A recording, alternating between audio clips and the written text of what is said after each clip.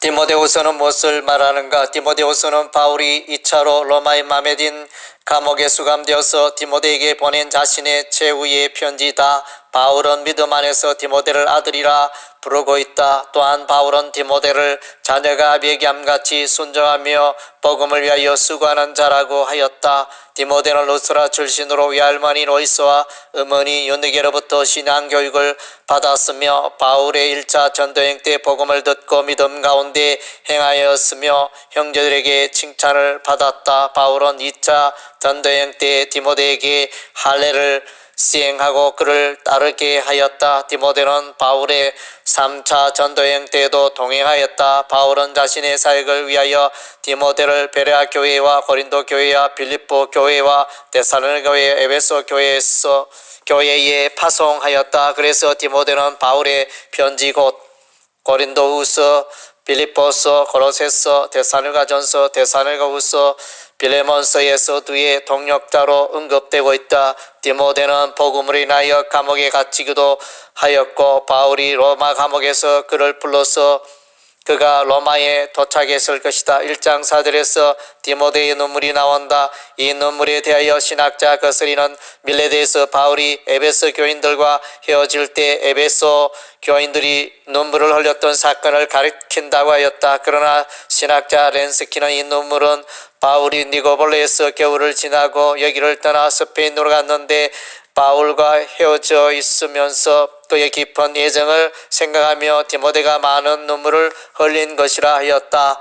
바울은 3차 전도여행 때 에베소 교인들과 터질 때 흘린 눈물하기보다는 바울의 4차 전도여행 때 곧 로마 감옥에서 풀려나서 두 번째 로마 감옥에 들어가기까지의 기간에 디모데가 에베소 교회에서 사역하면서 바울과 헤어질 때 흘린 눈물일 것이다. 이 눈물에 대하여 다른 방향으로 생각할 수 있다. 디모데의 눈물은 에베소 교회에서 사역을 하면서 겪는 고난으로 인하여 흘리는 눈물이라고 할 수 있다. 그렇다면 로마 감옥에 있는 바울이 어떻게 디모데의 눈물을 말할 수 있었는가? 아마도 에베소 교회 출신이면서 바울의 감옥을 자주 출입하였던 오네시브로가 디모데의 소식을 전하였을 것이다. 디모데는 에베소 교회에서 복음의 진리를 대적하는 자들로 말미암아 고난을 겪으며 눈물을 흘렸을 것이다. 진리에 대하여 신화와 족보 이야기로 말다툼하는 자들이 있었다. 이들은 망령되고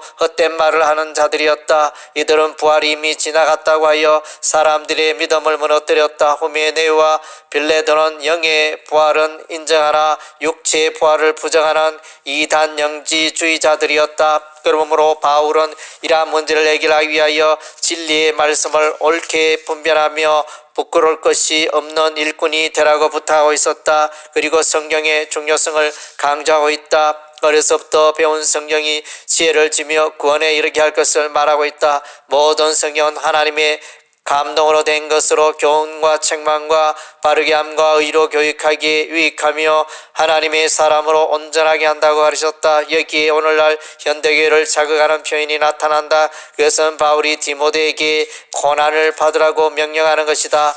고난을 받으라는 말은 1장 8절과 2장 3절과 4장 5절에 나타난다. 바울에게 있어서 고난은 너무나 익숙하다. 그는 자신의 고난에 대하여 1장 12절과 2장 9절과 3장 11절에서 말하고 있다. 고난이 없이는 영광이 없다. 고난 뒤에는 반드시 승리의 영광이 있다. 고난은 피할 것이 아니라 적극적으로 맞이해야 할 손님이다. 바울은 고난 중에 함께 하시는 하나님을 확신하였다. 이를 인하여 내가 또 이 고난을 받되 부끄러워하지 아니하면 나의 의리한 자를 내가 알고 또한 나의 의탁한 것을 그날까지 저가 능히 지키실 줄을 확신함이라. 바울은 돌에 맞아 고난당하여 임종하는 스데반의 모습을 현장에서 지켜보았다. 이후에 바울이 루스라에서 복음을 전하다가 돌에 맞아 죽을 뻔하였던 현장을 디모데가 지켜보았을 것이다. 핍박과 고난과 또한 안디옥과 이고니온과 루스라에서 당한 일과 어떠한 핍박 받은 것을 내가 과연 보고 알았거니와 주께서 이 모든 것 가운데서 나를 건지셨느니라. 바울은 1차 전도여행 때 루스라에서 돌에 맞아 죽을 뻔하였던 경험을 한 후에 하나님 나라에 들어가려면 많은 환난을 겪어야 할 것이라고 하였다. 그리고 다시금 바울은 디모데에게 루스드라에서의 환난을 말하면서 무릇 그리스도 예수 안에서 경건하게 살고자 하는 자는 박해를 받으리라 하였다. 바울은 고난에 대하여 하나님의 선한 손길을 확신하였다. 내가 사자의 입에서 건짐을 받았느니라. 주께서 나를 모든 악한 일에서 건져내시고 또 그의 천국에 들어가도록 구원하시리니 바울은 이제 디모데에게 가장 중요한 마지막 부탁을 한다. 그것은 복음의 진리를 가르치고 전파하여 복음의 일꾼을 세우는 일을 계속하라는 것이다.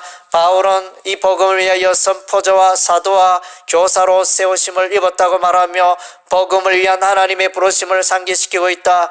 바울은 디모데가 복음의 직무를 충성된 자에게 부탁하여 그가 또 다른 사람에게 가르치며 전파하는 일을 계속하도록 명령하고 있다. 바울은 디모데에게 전도자의 일을 하며 내 직무를 다하라고 하였다. 바울은 디모데에게 너는 말씀을 전파하라. 때를 얻든지 못 얻든지 항상 힘쓰라. 범사의 오래 참음과 가르침으로 경책하며 경계하며 권하라고 명령한다. 바울은 디모데에게 복음의 주인공은 예수 그리스도시며 그가 사망을 피하시고 복음으로서 생명과 썩지 아니할 것을 드러냈음을 강조하고 있다. 바울은 이 복음을 위하여 선한 싸움을 싸우고 달려갈 길을 마치고 믿음을 지켰으며 후로는 의의 면류관을 소유할 것을 말한다.